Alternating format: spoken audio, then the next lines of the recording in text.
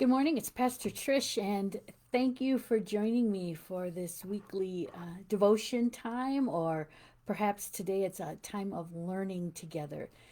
Advent is happening beginning Sunday. We will be celebrating the first Sunday of Advent, and we also are moving into a new gospel for the coming year. We will have as our primary gospel during worship the Gospel of Luke. And so today I thought I'm going to just give you an overview of Luke because you'll be hearing from that gospel so much in the coming months and year. And so thought we could just do a quick overview. For those of you who are members at Messiah and receive our newsletter, I have a little bit in there as well, but I wanted to go just a little bit deeper here today than what I could cover in that article. And so you'll see a little bit more.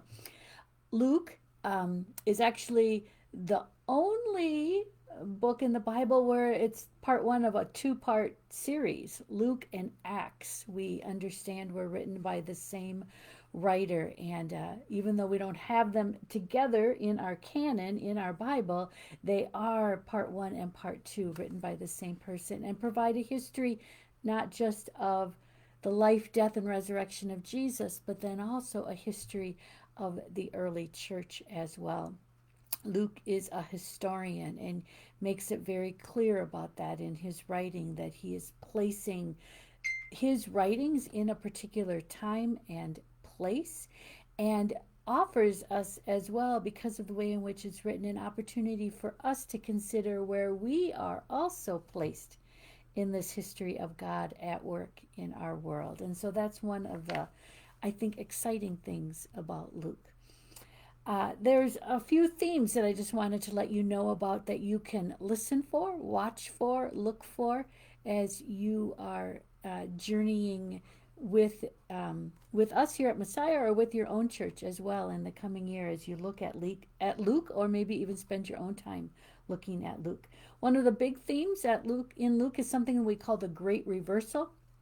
Taking what's expected and turning it on its head is the way that you want to think about it. And often it was related to the political and economic situation at the time in the first century. And so the great reversal meant, and you hear it right away, we'll hear it during Advent, the song of Mary, who talks about God bringing down those who are on the throne, lifting up the poor and the weak and the vulnerable. And so it's one example of that great reversal. We hear it in other ways as well. We'll hear it in a number of the parables, the prodigal son, where again the father does what is unexpected and leans into abundant grace for his son, actually offering it to both his sons. What's happening with the elder son there also is an example of unexpected things that Luke can provide for us. One of the commentary that I'm using to give you these themes is written by a scholar named Justo Gonzalez, and he talks about, think about some of the fairy tales that we might read, like Cinderella or the Ugly Duckling, where the least or the most difficult or the poorest or whatever ends up reversing that situation. And so Luke, in the same way, is about a reversal. Any issue of justice, we have come to recognize, means there has to be a reversal involved. For true justice to happen, there has to be a reversal of the conditions that have caused the poverty or the exclusion or whatever has happened to begin with. So, related to that as well is a specific reversal for the poor. Perhaps more than any other gospel writer, Luke hammers home what it means to be poor, and how often that, unlike the way we as Americans like to think about it, it is not the fault of the person who is poor. It is often because of unjust systems and the world in which they are even born into and must live. And so, again, Jesus calls for a reversal of the poor. Many of his actions talk about those sorts of things as well in the gospel. Women are also treated differently in the Gospel of Luke than in the other Gospels in particular. Luke talks much more about women, not just in Luke, but also in Acts. Again, go to the very first part of Luke that we'll be hearing during Advent. Elizabeth and Mary have a much bigger role to play than Joseph or Zachariah. And again, when we get into Acts later on after Luke in that part two, a number of women are named, um, beginning with there's just a number of women. Priscilla, who begins the first church, ministers to Paul. Many of the women are are patrons of the early church and those initial apostles and disciples and things like that as well. Also, the other really interesting thing in Luke is that many of the stories are paired with a female and a male. And so you'll see a healing story for a male, then you'll see a healing story for a woman. Like, he goes back and forth. And it happens so often that you have to believe that the gospel writer was being very intentional about this. And keep in mind, all of that was written and all of that was being said and happening at a time when the patriarchy was extremely loud and powerful, for lack of a better word.